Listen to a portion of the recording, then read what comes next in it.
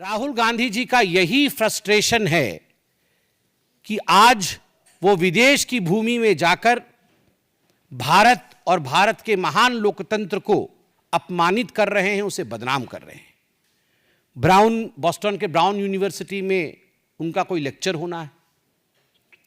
वो लगभग 3 दिन की ट्रिप में यूएस पहुंचे हैं और विडंबना देखिए, जब यूएस के उपराष्ट्रपति भारत में है, उस समय यूएस की भूमि में जाकर भारत को अपमानित और भारत के लोकतंत्र के खिलाफ कहना, यह आदत ऐसी ही है कांग्रेस पार्टी की।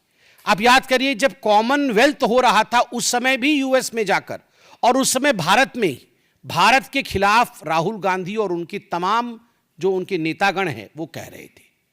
राहुल जी अमेरिका में जाके इलेक्शन कमीशन को कॉम्प्रोमाइज्ड बताते हैं। वो कहते हैं कि महाराष्ट्र के चुनाव में जिस प्रकार का मतदान हुआ वो एक तरह से फर्जीवाड़ा था। महाराष्ट्र में भारतीय जनता पार्टी को और उनके अलाइज को जीतना नहीं था, और कहीं ना कहीं इलेक्शन कमीशन ने हमारे साथ समझौता किया। मैं राहुल जी से पूछना चाहता हूं, राहुल जी, झारखंड भी तो उसी समय चुनाव हुआ था, क्या आपने इलेक्शन कमीशन के साथ झारखंड में समझौता किया था? आप एक बार सोरेन जी से पूछिए, क्या उन्होंने समझौता किया था इलेक्शन कमीशन से? प्रियंका वाड्रा, उसी चुनाव में जो बाई इलेक्शन हुए थे, उसी समय उसी कालखंड में जो बाई इलेक्शन हुए थे, उस बाई इलेक्शन में वो जीत के सदन में आई पैलेस्टाइन का बैग टांग करके। आप बताइए, क्या प्रियंका वाड्रा ने रॉबर्ट वाड्रा की मध्यस्थता से इलेक्शन कमीशन के साथ कोई कॉम्प्रोमाइज किया तभी उसकी जीत हुई, या वो अपने मेहनत पर जीत कर आई?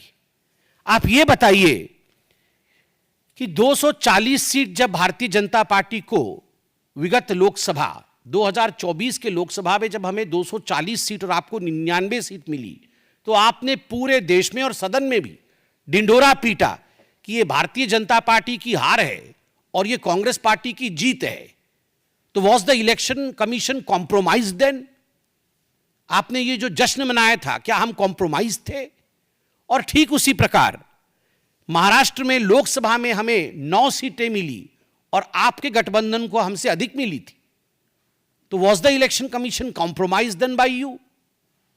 केवल इतना ही नहीं, आपने सामने बैठा करके सदन में अयोध्या सीट हम हार गए, इस प्रकार से आपने पूरा सेलिब्रेशन किया। क्या इसके पीछे आपका किसी प्रकार का कॉम्प्रोमाइज था इलेक्शन कमीशन के साथ? किस प्रकार से यह संभव हुआ?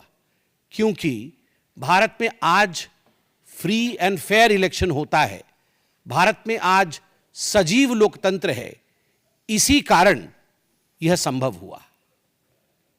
विदेश की भूमि में जाकर भारत पर इस प्रकार हमले करने वाला राहुल गांधी याद रखे कि वो 50,000 की बेल पर बाहर है, वो गुनहगार है, वो भ्रष्ट है, उसने चोरी की है, डकैती की है। नेशनल हेराल्ड का केस चोरी का केस नहीं है, डकैती का केस है। 5,000 करोड़ की प्रॉपर्टी का मात्र 50 लाख रुपए देकर और 440 करोड़ रुपए का इनकम टैक्स गबन करके उसे चोरी और भ्रष्टाचारी नहीं कहते हैं, वो डकैती होती है। मां बेटे ने डकैती की है, और डकैती करने के बाद इनकी इतनी हिम्मत है कि विदेश की भूमि में जाकर आप हिंदुस्तान के लोकतंत्र के ऊपर उंगली उठाते हैं।